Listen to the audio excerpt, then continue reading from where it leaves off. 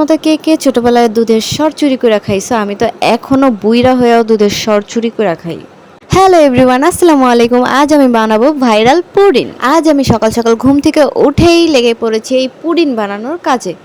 আমি কেক বানাতে পারি না, তাই ভাবলাম এই ভাইরাল পুডিংটা বানিয়ে দেখি কেমন হয়। প্রথমে আমি পরিমাণ মতো চিনি দিয়ে দুধ জাল করে নিয়েছি এবং দুধগুলো ঠান্ডা হবার পর তার মধ্যে পরপর ডিম দিয়ে আমি মিক্স করে নেই। এরপর এগুলো ভালো মতো মিক্স হয়ে যাওয়ার পর আমি যাই ক্যারামেল তৈরি করতে। তো ক্যারামেল তৈরি করতে যেয়ে পড়ি মহা ঝামেলায়। আমার ক্যারামেলের কালারই হচ্ছিল না। তারপর রাগ করে সাদা ভ্যাটকাইন্না ক্যারামেলগুলোই আমি পাত্রে ঢেলে দিই, আর পাত্রটা নেই লাভ শেপের, কারণ আমার মনে ভালোবাসা ভরপুর।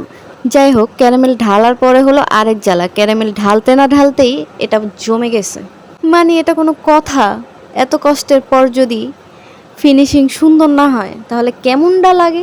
যাজ্ঞা, আমার পুডিং আমি খামু, কেউ খাইবো না, তাই এত স্টাইল করা লাভ নাই। তাড়াতাড়ি আমি দৌড়ায় যায় দুধের মিক্সর নাই না, এই পাত্রে আবার ঢাইলা দিলাম। মজা হওয়া দেওয়া কথা, মজা হইলে হইব, স্টাইল দিয়ে কি করবো।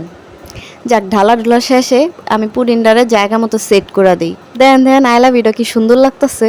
আমার মায় কইতে একটা পুতা না উপরে ঢাইকা দিল, কইলো এটা দিলে নাকি উপকার হইব। 40 মিনিট পর দেখি আমার পুডিংটা পুরাই কমপ্লিট হয়ে গেছে। একটা সময় নিয়ে ফ্রিজে রাখা দেই এবং ফ্রিজে রাখার পর সন্ধ্যাবেলা এটাকে নামাইয়া এটাকে উল্টা করে সার্ভ করি। উল্টা করে সার্ভ করার সময় ভাবতেছিলাম এই বুঝি আমার পুডিংটা ভেঙে গেল, এই বুঝি পুডিংটা আমার ভেঙে গেল, কিন্তু না, আলহামদুলিল্লাহ অনেক বেশি সুন্দর হয়েছে। এই দেখেন, কাইটটাও দেখাইতাছি কত সুন্দর হয়েছে আমার পুডিংটা।